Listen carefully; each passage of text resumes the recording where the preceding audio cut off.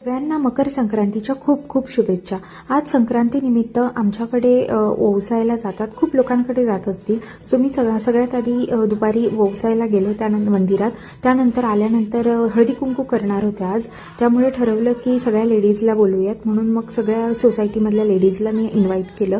संध्याकाळी सगळेजण आले होते, सगळ्या लेडीज आल्या, त्यानंतर माझी बहीण आली होती, मी तिलाही बोलवलेलं होतं।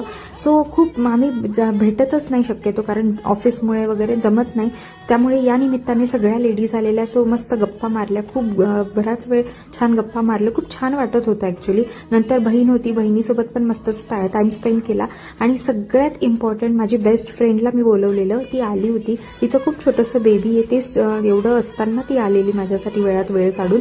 खूप छान वाटत होतं, कारण इतर वेळेस नाही जमत आणि खूप दिवस झाले होते, महिने झाले होते आम्ही भेटलेलोच नव्हतो, त्यामुळे या निमित्ताने आम्ही भेटलो, खूप छान वाटलं।